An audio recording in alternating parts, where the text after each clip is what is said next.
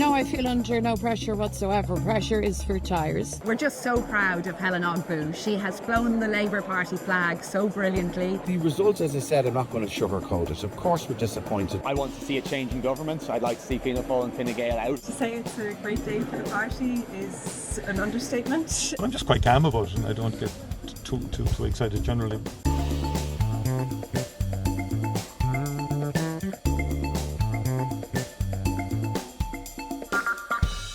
Hello and welcome to this Indo Politics by-election special with our political editor Mary Regan reporting from what is shaping up to be a nail-biter in Galway West, and political reporter Aisling Moloney, who's been bouncing between the tally boxes and doorsteps throughout the day at the RDS. If you're just catching up, the Social Democrats are set to take a second seat in Dublin Central, with its councillor Daniel Ennis securing a historic win for the party.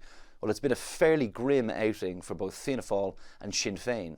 Mary, we'll go to you first. We've just had the first count in Galway West, which looks like it's setting up to be a fairly marathon one and probably into tomorrow as well. Can you give us an update? Yeah, it's really tight at the top of the electoral board here between the government candidate Sean Kine of Fine Gael on the one hand and Noel Thomas of Independent Ireland on the other. So you could, on one hand, say that this is a government vote versus the fueled protest vote. Noel Thomas is a couple of hundred votes, around 300 votes ahead of Sean Kine on the first count. But what's going to happen now is that it'll come down to who transfers. 5 candidates have been eliminated on this count, so there's around 812 of those stragglers at the bottom of the board, their transfers to be distributed.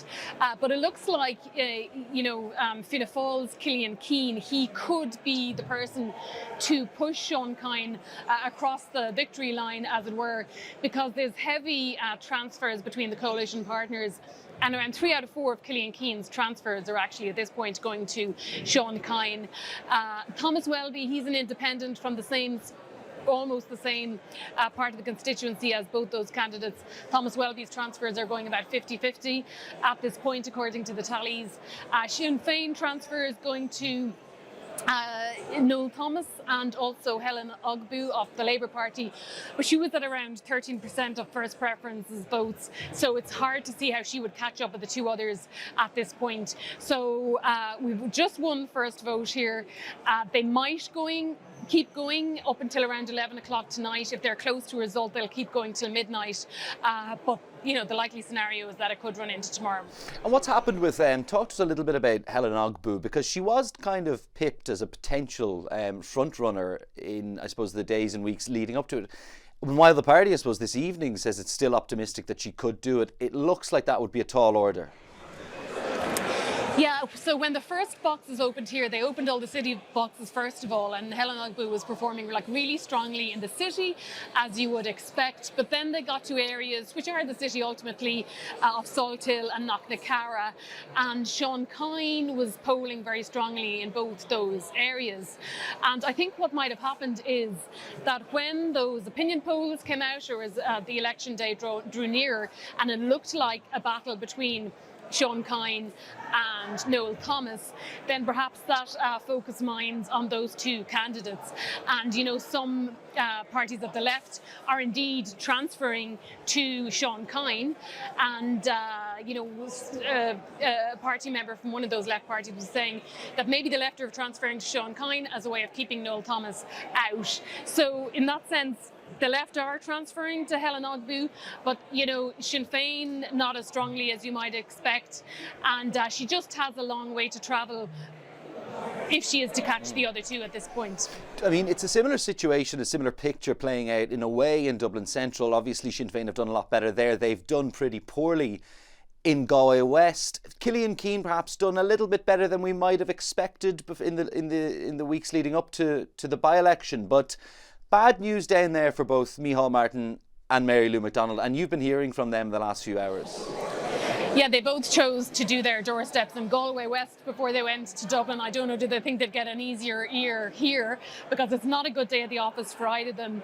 Mary Lou McDonald in particular, the narrative goes that government parties don't win by-elections, but rarely has an opposition party, I think, or the main party of opposition done so poorly. As there was no bounds for Sinn Féin whatsoever out of any of the unpopularity of the government.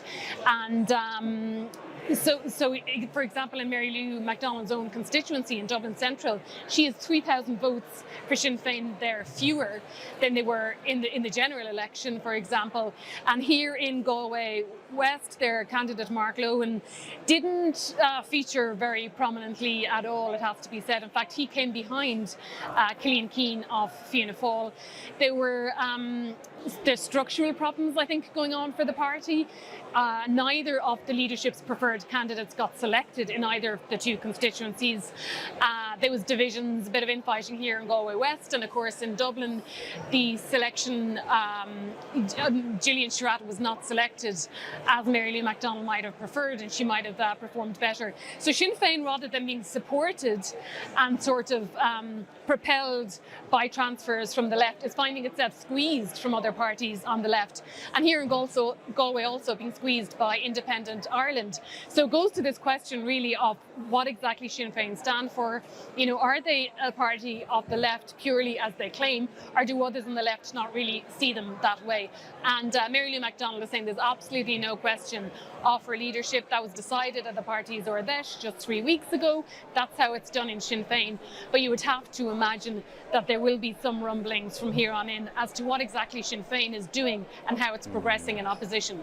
Talk to me a little bit about Micheál Martin there as well. It seems there's the party, I suppose, had well-blooded the public for there being no heave. The party accepted it wasn't going to win these by-elections. We'll touch a little bit on Dublin Central with Aisling now in a minute. It's an abysmal result there. Cillian Keane, as I said, not doing too badly. And then the other party leader, I suppose, Simon Harris, he's really waiting to see if this is going to be a bounce for his party, isn't he?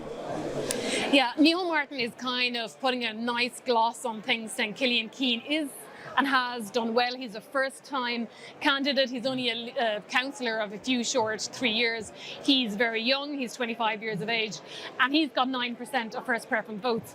And that, for Fianna Fáil, is a good result. Now, some people here pointing out the day you're calling 9% a good result for Fianna Fáil, says an awful lot.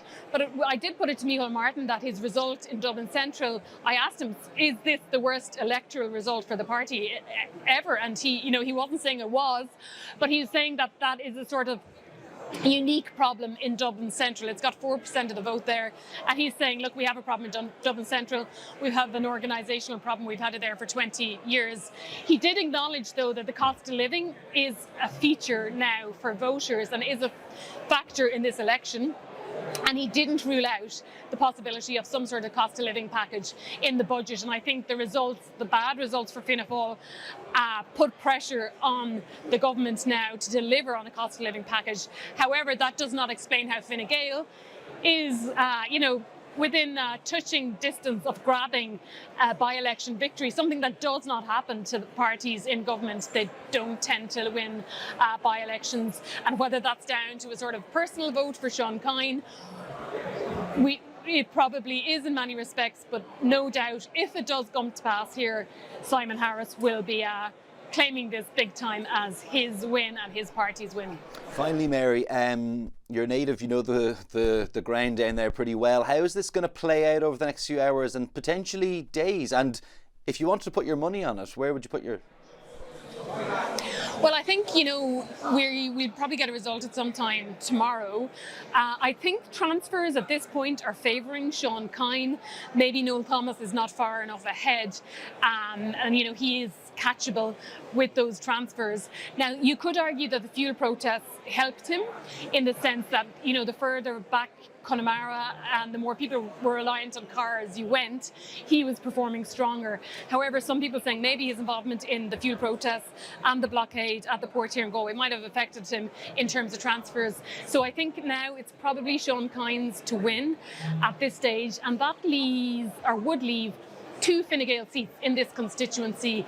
And as well as that, 2 Fine Gael seats, you also have and would have at the end of this result, a likelihood of Helen Ogbu of Labour and Noel Thomas, if he's not victorious here in the next 24 hours, in with a really, really strong chance of winning a seat here next time around. So you have an Independent and Labour Party coming, through the ranks, and that will put pressure, no doubt, on Fianna Fáil's vote down the line. So this was very much a stronghold of Fianna Fáil for so long, but the party, despite saying that Killian Keane is well positioned for next time round, will have a little bit of difficulty ahead. And then you have 2 Fine Gael seats, and I think the competition here between those Fine Gael TDs, if this is what comes to pass, will be, something to watch in the years between now and a general election.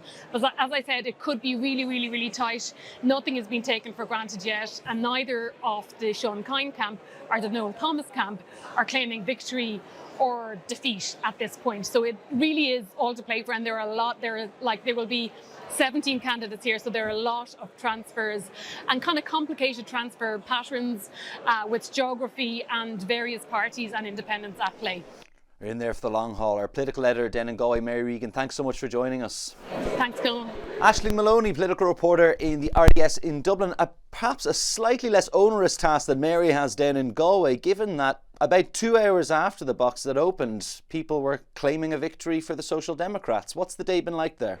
So the city slickers up here in the RDS counting the tally for the Dublin Central by-election were quick off the mark.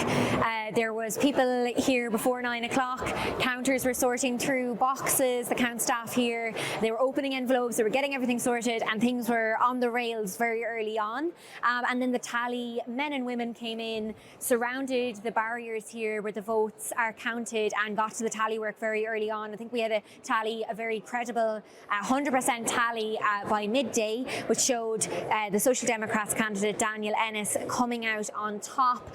And now we're seeing we've had 2 to 3 counts come through here now, with a host of kind of, for want of a better word, random independents who only achieved essentially a handful of votes, maybe 100 between about 4 or 5 of them and the AIM2 candidate. They were excluded early on and their votes distributed. As you can imagine, with those kind of eclectic election of candidates, it didn't really go in one direction. Diplomatic language of you, Aisling. Exactly.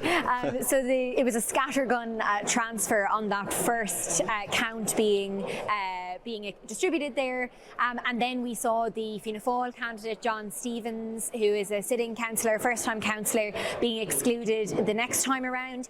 As you will imagine, points for whoever guesses this. A lot of his transfers went to Ray McAdam, the Fine Gael candidate and current Lord Mayor of Dublin, sitting Dublin City Councillor, and pushed him up the ranks. But that's likely to be kind of the end of any good news around the Fine Gael candidate. So as it stands at the moment, and I suppose this is probably the way it's going to shake out in terms of 1 and 2, even as we get closer to the end of the night, it's likely to be Daniel Ennis from the Social Democrats is going to be the elected candidate here, followed by Sinn Féin's Janice Boylan, looking like she's going to miss out. There's about 500 to 600 votes in the difference here, but we're seeing when you look at those ballots being opened, Conal, throughout the day here, you're seeing that Daniel Ennis is a very transfer-friendly vote, and also he'll benefit a lot from the fact that the Green Party's candidate Janet Horner has put in quite a stellar performance. Now, her party will say that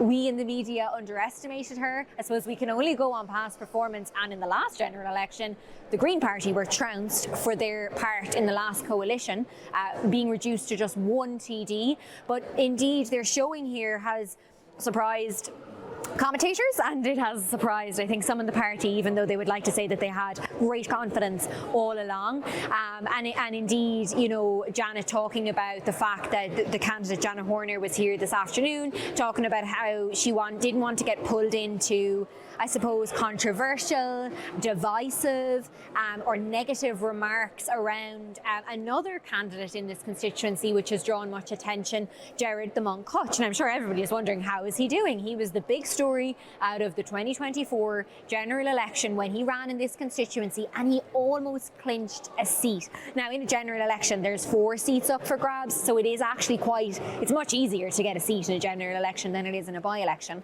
But he ran again this time, still as an independent candidate. Didn't really change his approach all that much. Maybe there was a little bit more social media campaigning, and certainly he was slightly more open to the media, but still overall not a kind of traditional candidate by any means. He hasn't been in the Count Centre here at all this afternoon, unless he's snuck in and out without us seeing him. And of course, there'd be a lot of media interest. But essentially, where he's at the moment, he's not even performing as well as he did in the general election. So maybe the novelty of his candidacy wore off. He talked a lot about capitalising on a spoiled vote cohort of people, which doesn't seem to have materialised. People might remember back in the presidential election, there was a swathe of spoiled votes across a lot of constituencies. Dublin Central, of course, was one of them. There were thousands of spoiled votes. That may have been for other reasons, people upset with how the presidential election campaign was run and the lack of candidates. He said in an interview with the Irish Independent, talked about how he wanted to capitalise on what he saw as a dissatisfaction in those spoiled votes, but it doesn't seem to have materialised. Now, the really interesting thing here, Conal, is that the other, I suppose, right-wing candidate, Malachy Steenson, who is a sitting Dublin City Councillor and is known for his anti-immigration views, to give you, I suppose, one part of his what he sets out as his stall. He's also in decent contention here with over 2,000 votes, just behind Gerard Hutch. So if you put together both of their votes, I'm not suggesting that either of their vote cohorts would 100% transfer to each other if either wasn't there. But if that was the case, they would be at the top of the poll, or that kind of conglomerate candidate. If that is an anti-establishment right-wing view in this constituency, there actually is a room for it if one candidate can coalesce all that support. Talk to me a little bit about the Social Democrats' victory, Aisling, though, because I mean it's quite historic for them. You know, they're only about a decade old. This is their first time they've had two seats in the same constituency. We would have heard Holly Cairns there earlier saying it's an amazing day and it feels quite emotional, and it comes at Sinn Féin's expense. And although Mary Lou McDonald has said there's no threat to her leadership, she has failed to get her candidate over the line in her own backyard. The implications of that could be massive. Yes, 100%. And anyone who denies that is in denial, delusional, or delulu, as the young people would say these days. And Mary Lou McDonald has been out twice today talking to the media, Conal, and she's saying that her leadership is not in question, kind of, you know, finger waving here at the media, saying, you're asking about my leadership, but in fact, my leadership, that matter was settled. I think she said something to that effect at the Ordesh 3 weeks ago, which was held in Belfast, the Sinn Féin Ordesh. When there were questions arising then too. Exactly, there were questions arising then too. And if you think about it, in very, I suppose, blunt or frank terms, Mary Lou McDonald, if you look at it this way, has effectively lost 3 and now 4 elections for the party. This is a by-election. They're not good for governments. They should be good for opposition parties, and particularly the main opposition party, who is rivalling the figures of the government coalition parties. So where was that performance? Now, many people will say that Sinn Féin has moved away from maybe their left, base cohort and their values, and they're moving more towards maybe socially conservative views, which could be seen as maybe sort of a lurch to the right in some areas like immigration, and areas like that, and that's not working, it seems, when it comes to their vote and how it's turned out. It didn't work for them last time in the run to the last general election, when they effectively decided to side with a lot of government policy. So yeah, you're right, and it seems to be squeezed on both sides. And if they can't appeal to more of those perhaps disenfranchised voters in parts of the inner city, where they have obviously been beaten perhaps by the likes of Daniel Ennis, and on the other hand the likes of Gerard Hutch and Malachy Steenson, I mean, it's not good news. And one Sinn Féin member was actually saying to me earlier, and I just thought to touch on this because you might be picking stuff up similar down there. There's always been that floating voter, I suppose, in the likes of Drumcondra and Glasnevin, what you would have called the old Bertie vote, right? That they would have picked up in 2020, which just did not materialise for them. And it seems they focused too much on Mary Lou McDonald's, I suppose, heartland of Cabra, and it's ultimately cost them. Oh, absolutely, and you can see that in the ballots here.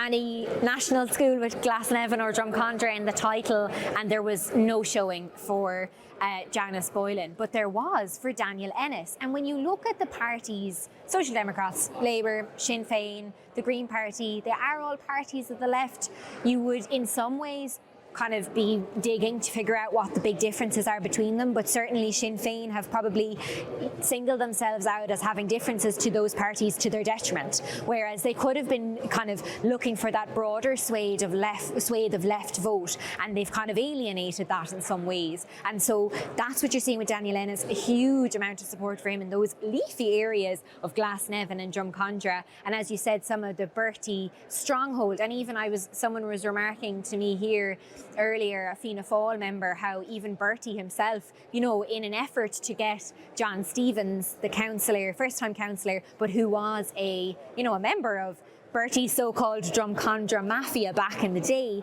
getting out, Bertie was getting out his book, or his notes where he would have tracked what roads he would have done well in. He was kind of notorious or very well known for having a really good handle on where he got his number ones and exactly who they were and how many people were living in the house and all that kind of thing. And he even looked into the archive, I suppose, to find where they could make a difference for Councillor Stevens, but it hasn't materialised. And actually one Fianna Fáil member remarked to me that Bertie's comments that we know was in the news, he was recorded on the doorstep talking about migration in very controversial terms, and they said that might have actually made Fianna Fáil more toxic. It might have. I mean, I don't think they had a particularly strong candidate to begin with, but you might be right. But let's just touch a little bit on Fianna Fáil. I mean, look, more broadly speaking, the by-elections have gone kind of more or less, I suppose, how we perhaps expected them to go in both constituencies. I suppose Fine Gael and Ray McAdam be disappointed he didn't do a bit better, and I wouldn't think there's much. Now, the party says we can win the seat and we can win it back in the next general. I wouldn't be convinced of that. I don't know your own thoughts. And similarly, just touch a little bit finally on the Fianna Fáil vote there, because we would have seen Darragh O'Brien effectively admit that it was a extremely disappointing day and that there's so much work to do in Dublin Central. Absolutely. And again, another Fianna Fáil member was remarking to me about how Fianna Fáil has a Dublin problem, and this is coming up, this is a symptom of it. And actually, I suppose you're looking at, I'm broadcasting to you live, Conal, from the first constituency ever to not have a government candidate. Indeed. So that's what it's tracking up as here, which it's kind of easy for them to come into this count centre. Ray McAdam earlier, as you mentioned, the Fine Gael, the Fianna Gael, I was going to say, they should conglomerate and make a new name. But the Fine Gael, the Fine Gael candidate, Ray McAdam, came in here earlier and basically was asked straight out, do you think you'll win a seat in the next general? And he said, yes. Plainly. But I think it's quite, it may be overconfident slightly to expect that, because it's very difficult when you lose a seat to claw it back. And we're seeing that even with the Green Party here, they're having a good showing, but they're not going to win the seat back that they lost in 2024. So that's the kind of showing that the government parties have. Yes, definitely Ray McAdam will have hoped he did better. He certainly was not in a pleasant mood when he came in here, and I suppose he putting it down to that incumbency and that Fine Gael have been in power and in government for so long, and that's what he's the challenge there. But particularly with Fianna Fáil, I mean, this was the count staff here back in 1980 whatever up until 2007. They may as well have phoned it in every election because they knew Bertie was coming out on top. And I'd say the tally staff here were going Ahern. But now, when tally staff here were saying Stevens, people were looking through the page to see where is this Fianna Fáil candidate's name, because it's coming up so infrequently. And it's such a turnaround from that time. In my analysis of this, Conal, I think that vote's gone. I think it may have been a Fianna Fáil vote back in the Fianna Fáil heyday. It may have also been a Bertie vote, and I think those people have moved on. I dare to say it, a lot of them may not even be in the constituency anymore.